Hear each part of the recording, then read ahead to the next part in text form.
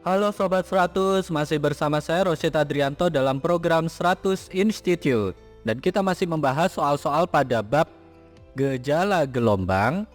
Oke Sobat 100, pada video kali ini kita akan menentukan kecepatan partikel yang bergerak naik turun pada ombak di pantai. Simak soalnya baik-baik ya. Jadi di sini diketahui suatu partikel bergerak naik turun pada ombak di pantai mengikuti persamaan simpangan sebagai berikut, yaitu Y sama dengan 16 sin seperempat T minus Px. Pertanyaannya adalah Sobat 100 diminta untuk menentukan kecepatan partikel saat T sama dengan 4 second tepat pada bibir pantai. Oke, sebagai ilustrasi katakanlah ini persamaan simpangan dari ombak di pantai. Ini kita gambarkan bentuknya seperti gelombang transversal ya, karena persamaan simpangannya dalam fungsi sinus.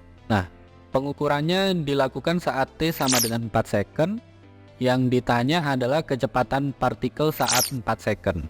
Nah, karena di soal ini yang diketahui adalah persamaan simpangan, lalu yang ditanya adalah kecepatan partikel, maka langkah pertama di sini Sobat 100 cari dulu ya persamaan kecepatan partikel tersebut.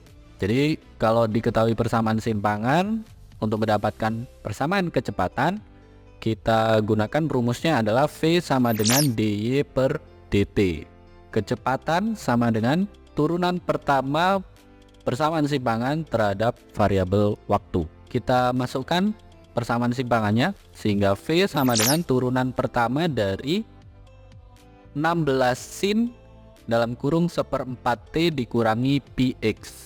Nah, persamaan simpangan ini diturunkan terhadap variabel waktu. Yang mengandung variabel waktu adalah fungsi sinusnya ya. Untuk menurunkan persamaan fungsi sinus, ini turunannya adalah kosinus ya.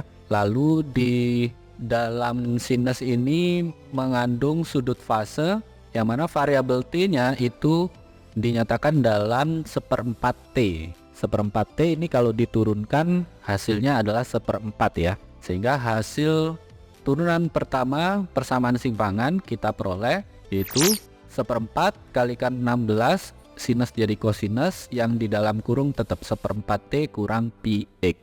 Nah, ini tinggal dikalikan saja ya Sobat 100, seperempat kalikan 16 kita peroleh 4, sehingga persamaan kecepatan partikel adalah sama dengan 4 cos dalam kurung seperempat T minus Px.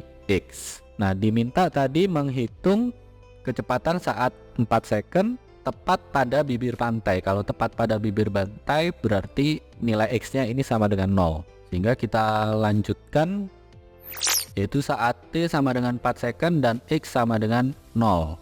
Kita substitusi ya Sobat 100. Masukkan T nya 4, X nya kalau 0 ini langsung 0 ya hasilnya ya. Jadi V sama dengan 4 cos dalam kurung seperempat kalikan 4. Seperempat kali 4 hasilnya 1. Jadi Sobat 100 cari tahu ya nilai kosinus 1 itu berapa. 1 di sini maksudnya dalam satuan radian ya Sobat 100. Jadi dihitung kosinus 1 radian berapa.